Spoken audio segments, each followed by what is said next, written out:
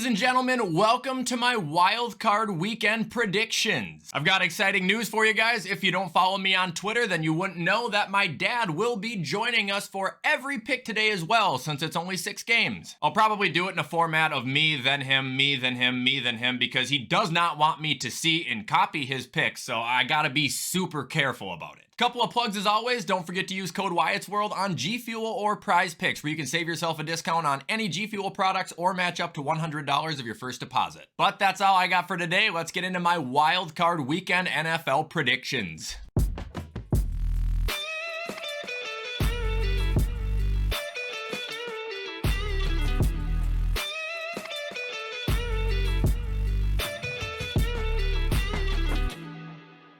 So starting off wild card weekend with Saturday, we have got the Browns at the Texans. I think it's going to be a great game. It's kind of unfortunate Deshaun's not playing because it would be a perfect situation for Houston to really stick it to him. However, with Flacco playing now, I'm not sure that's going to be the case. I think Houston can win this game. Like I said, I think they're a team that's built to win games like this. CJ performs well under pressure, but they are unfortunately going against the #1 defense in the league with the #1 pass defense in the league. On average, this secondary only allows 160 yards a game. They're only allowing opposing quarterbacks to complete 57% of their passes. I think that's going to catch up with Houston because I don't think they're going to be able to run the ball on Cleveland either. I think Cleveland's going to start off slow. Joe will make a mistake, but by halftime, they're going to be running with a full head of steam, and I think Cleveland's going to win 21-10. Dad, what do you think?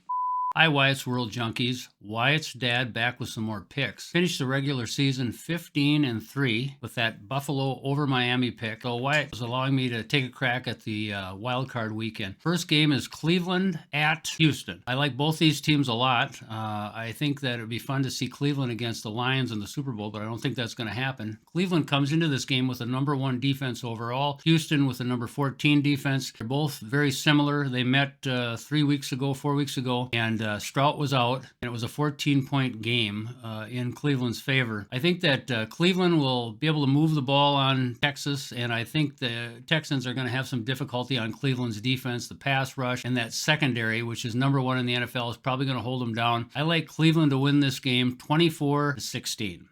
All right, next game we got is Miami at Kansas City. Unfortunately, I gotta be honest with you guys right off the bat, I think Kansas City is gonna win this game. As bad as I wanna see them get bounced, I don't see Miami winning. I don't see Mike McDaniel out-coaching Andy Reid, and I don't see Tua being able to play well with the weather. Gonna be 0 to -9 in snow the entire time. And in case you guys didn't know, Tua is 0-4 anytime an NFL kickoff has been under 45 degrees. Also, in those 4 games, he has had a passer rating of only 71.8 while completing just 55% of his passes, which is substantially lower than his career average of a 97 passer rating and 66 completion percentage. Unless Miami is just going to run the ball down their throats untouched the entire game, I don't see them coming out on top. And he's going to find a way to get down the field. He will find success, and the Chiefs will win 27-17. Dad, how about you?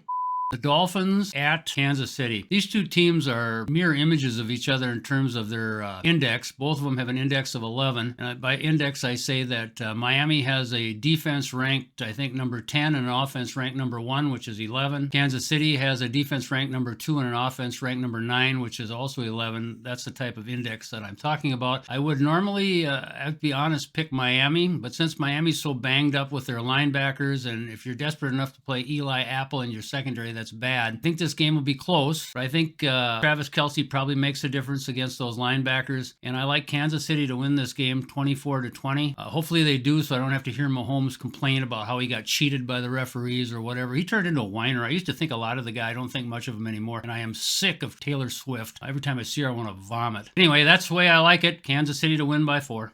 And now moving on, we got the Steelers at the Bills. Another game that's rumored to be a snow game, but not nearly as cold or intense as Kansas City as far as I'm concerned. Either way, I gotta believe the Bills are gonna win this game, right? They're red hot. I think Josh is about to go on a heater of his own. Defense has been a wall. This is at home in front of the Mafia. I mean, everything is lined up here for Buffalo to be successful in this game, for Buffalo to find a way to get down the field, for Buffalo's defense to be able to rally. Now, I'm not gonna lie, I do have a fear that Pittsburgh is gonna run the ball right down our throat. throats because Buffalo does have a history of letting that happen. But at the same time, I'm confident that guys like Ed Oliver, Greg Rusu, Leonard Floyd, they're gonna make stops. Secondary might be banged up. I'm not sure of Rasal Douglas, but we've got Terrell Bernard, Taron Johnson, Jordan Poyer, Micah Hyde. I believe they can shut down Mason Rudolph, and this game can beat the Pittsburgh Steelers 28-17. Josh Allen, it's time.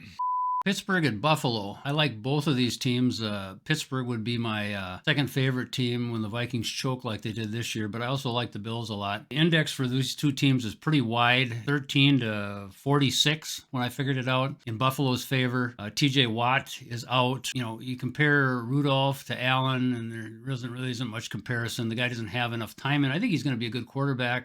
It's at home in Buffalo. Going to be difficult. I don't know what the weather's going to be like, but both teams are used to the inclement weather. I just think Buffalo has too much. I think Allen will use those two tight ends on that Pittsburgh defense, and I like Pittsburgh to unfortunately lose this game 27-16 to the Bills, and I'm a little leery because you can never underestimate Mike Tomlin, but I see the Bills winning.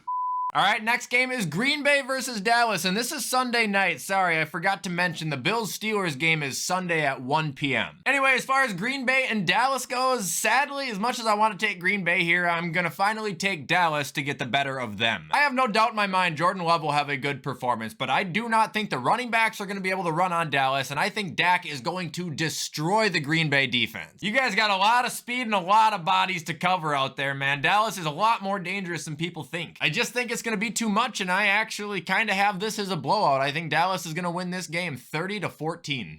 Green Bay at Dallas. I'm not even going to pretend that I'm interested in this game. I dislike both teams. I wish they could both lose. Good news is one of them is going to lose. The index that I use here suggests that Dallas has an advantage 28-5, or excuse me, 28-10. I like Dallas probably to pass all over that Green Bay secondary. I don't think they're that good. And to rout Green Bay 34-23 in this interesting game. Now we're on to Sunday night, and I seriously think this is going to be the best game of the weekend. Low-key, we got a really, really good playoff bracket to begin with, but this game was written in the stars, man. Matt Stafford returns to Detroit to face the Lions in a playoff game. And I don't know who to pick, man. Detroit's offense is like 3, the Rams are 7. Detroit's pass D is not very good, but their run D is amazing. Rams defense all around's kind of in the middle. It's going to be a close game. Kind of feel like Stafford, Puka, and Kupp are going to destroy. I also kind of feel like the Rams defense isn't going to know who to watch for between the two running backs and St. Brown. Also, there is a shot Laporta plays, so that's only going to help the occasion. I know I said a couple weeks ago the Rams were going to make it and they were going to bounce someone, but I got to go with my guys here. I think the team that hasn't made the playoffs in forever is going to shock the world by winning a playoff game, and I think it's flat out just good for the game of football in general. I'm going to say 33-30 though. Absolute amazing game. Literal, I hate the term, but cinema. The LA Rams are visiting the Detroit Lions. This is an interesting game because of the quarterbacks flopping teams, of course, but interesting because they're both very comparable. The index that I use is 22-27. Detroit with the advantage. I think the real key to this game is, can Detroit's secondary slow down the Rams? And I think the answer is no. Just gave up 400 yards to Nick Mullins and my wretched Viking offense. That's pretty bad. Rams come in here, Stafford looking to get even with the Lions maybe to some degree. He's going to be throwing that ball all over, and if Detroit somehow wants to cover with extra secondary men, then Williams will run right up the guts and all over him, because they can be run on too. Unfortunately, as much as I'd like to see Detroit in the Super Bowl, I really would, I think the Rams are going to take this one 27-24.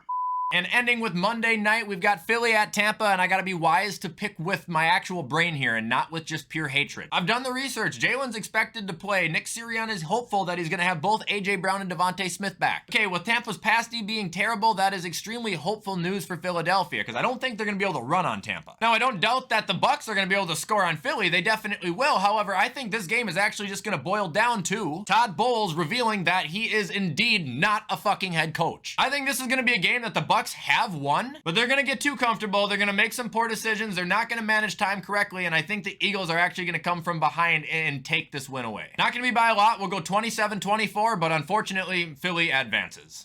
Then the Phillies travel to Tampa Bay. Another, from my perspective, kind of boring game because I don't think either of these teams have a chance of advancing. Philly, losing 5 of the last 6 games, looking pathetic to be quite honest. And Tampa just kind of grinding their way through the season. Their index numbers that I use are close. Philly's 34 and Tampa is 46. Unfortunately, Tampa, they're 23rd in offense and 23rd in defense. Philly fans should be thankful that they're playing Tampa because this is their only chance of advancing. I think, Hurts is hurt, and I don't know about A.J. Brown, his availability, but even with that being said, I think Philly somehow manages to win a very exciting game, 16-10. Take those games and predictions to the bank. Maybe we'll see you guys next time.